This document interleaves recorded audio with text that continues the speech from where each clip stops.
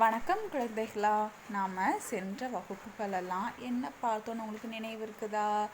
என்ன எழுத்துக்கள் நாம் பார்த்தோம்? மெய் எழுத்துக்கள் படித்தோம். மெய் எழுத்துக்கள் எப்படி எழுதணும், மெய் எழுத்துக்களில் வரக்கூடிய சொற்கள், படங்கள் இதெல்லாம் நாம் பார்த்தோம். உங்களுக்கு நினைவு இருக்குதா? மெய் எழுத்துக்கள் எது எதுன்னு சொல்லுங்க பார்க்கலாம். இக்,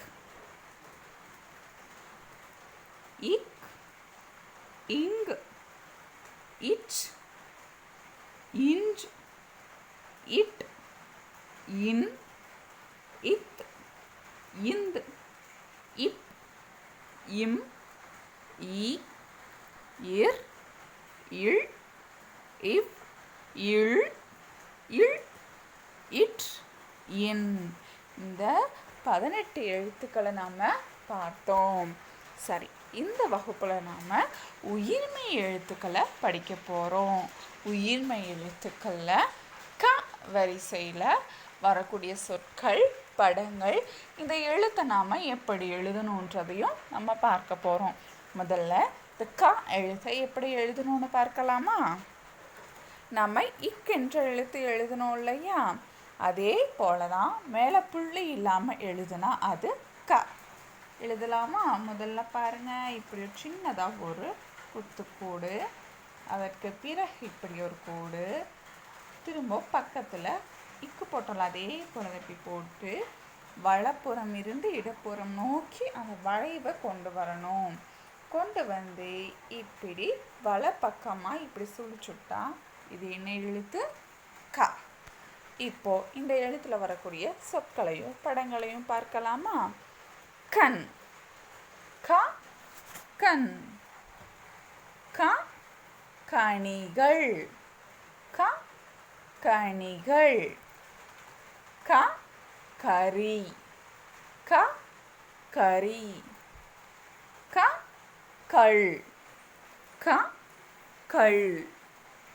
க, கரடி, க, கரடி. க, கதவு, க, கதவு. க, கத்தி, க, கத்தி.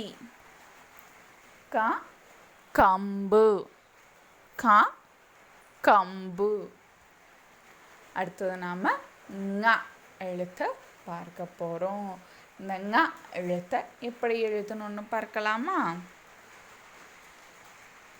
இங்கே பாருங்கள், முதல்ல இப்படி ஒரு குத்துக்கோடு, அதுக்கு பிறகு இப்படி ஒரு படுக்கை கோடு, திரும்ப ஒரு குத்துக்கோடு வந்து பாதியில் நிற்கணும். நம்ம முதல்ல போட்டோலையே குத்துக்கோடு இந்த அளவுக்கு நீளமாக போடக்கூடாது, அதில் பாதியோட இந்த இதையே நிறுத்திட்டு இப்படி ஒரு வளைவு போட்டு ந போடுவோலையே இந்தில் நம்ம எழுதணும் இல்லையே, அதே போல தான் இப்படி ஒரு வளைவு இப்படி அந்த கோட்டுக்கு நேராக நிறுத்திட்டு திரும்ப இப்படி வந்து கீழ்கோட்டில் இப்படி ஒரு படுக்கை கோடு போட்டு கீழிருந்து மேலே போகிற மாதிரி ஒரு குத்துக்கோடை போடணும்.